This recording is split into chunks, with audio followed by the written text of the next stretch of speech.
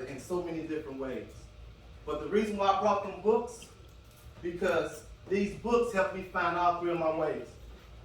The power of writing things down. Who believes in the power of writing things down? Okay. Yep. Who in here got goals? Yep. Who in here got dreams? Yep. Write them things down. Once it hit the paper, it's something about once you write things down and they hit the paper. It just helps it come to reality, right? So, I didn't start writing things down until I moved out my mother's house, right?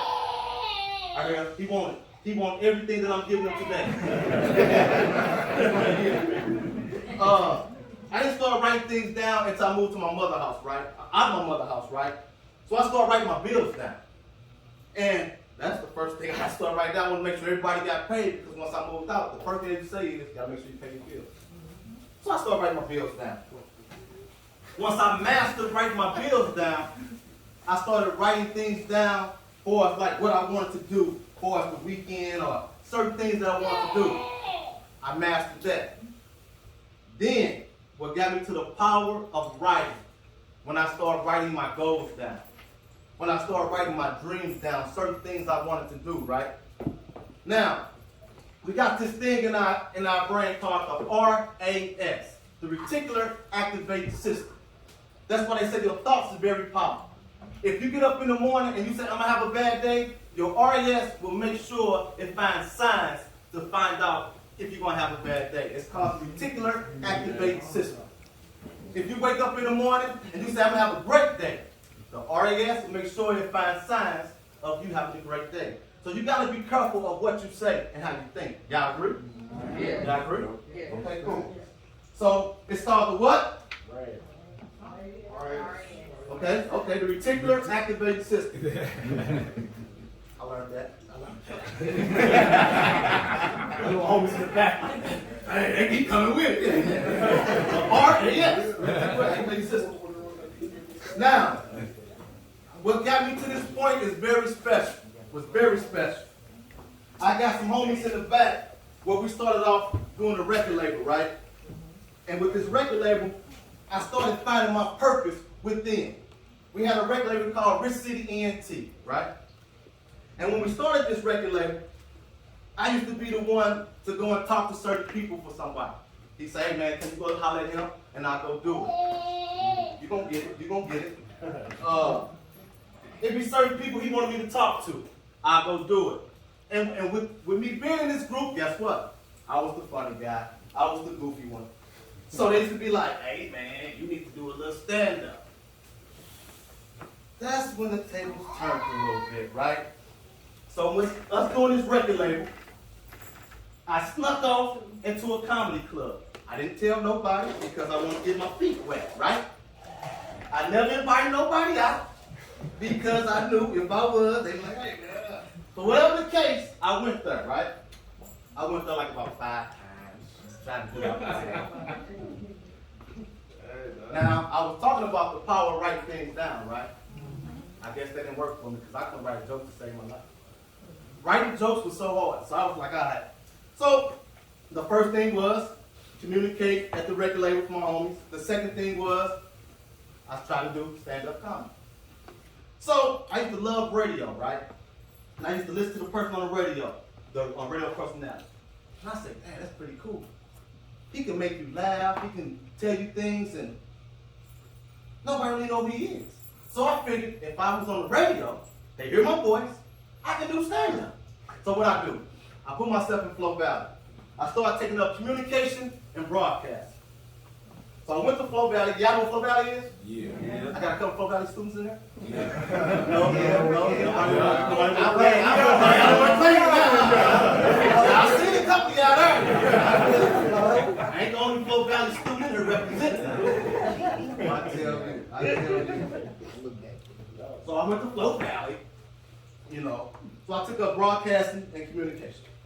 Now, when you take up broadcasting, what they're going to put you in is a radio class. And with this radio class, you're going to take a real radio class that they have for the real deal. So I did it for 3 hours.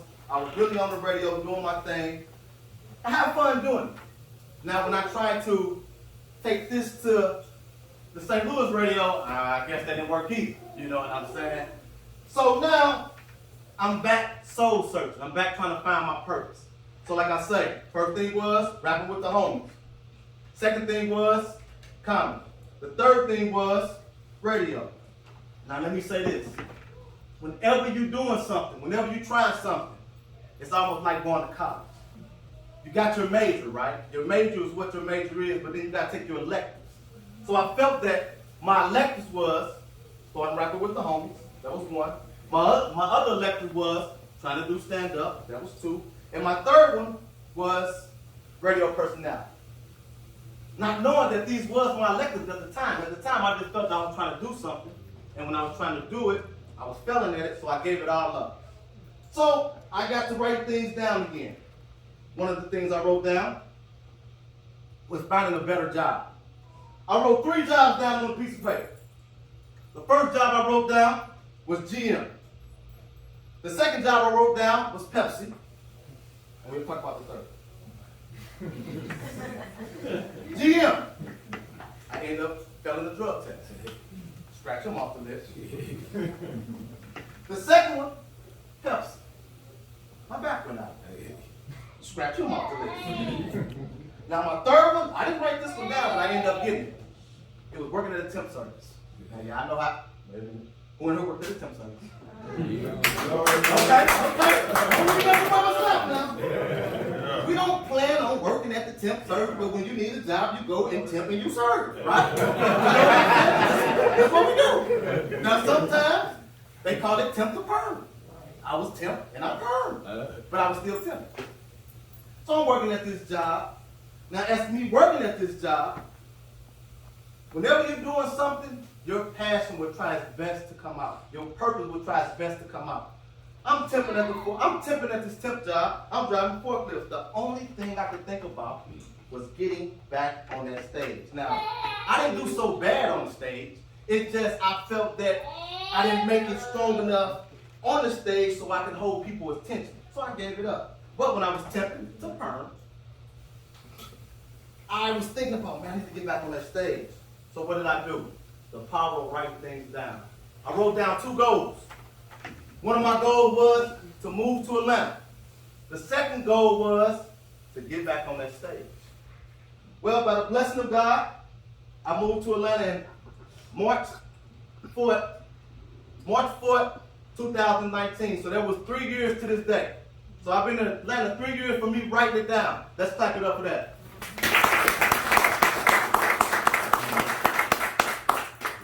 So with that, that was one of my goals conquered, right? What was my next goal I had to do? Get on stage. So I get to Atlanta. Nobody know me. I ain't got to invite my homies out, so I said, I ain't bet. I got something to brag about. I go to a comedy club called Cats. I get in there with the attitude like I'm finna kill it. They finna get these jokes. I sit down and I look. Everybody looks good. I said, oh no, not today. Not today. This is not going to happen today. So I walked out. Man, God, leave, God, what I'm supposed to be doing? What I'm supposed to be doing? He said, you're supposed to be getting back on that stage. I said, I can't go on there. These people are pretty good. Tell real jokes. I don't have no. So the thing, it said, something hit me and said, well, you used to write hooks for your home. I used to write hooks for my home. MC, where you at? 1 or 2, 1 or 2. I wrote about 10 hooks. He only used 1 or 2. I wrote hooks. I was pretty good at it. I used to call them at night. I got one. Man, let me hear it. Boop, bop, boop, bop, boop, bop. You gonna use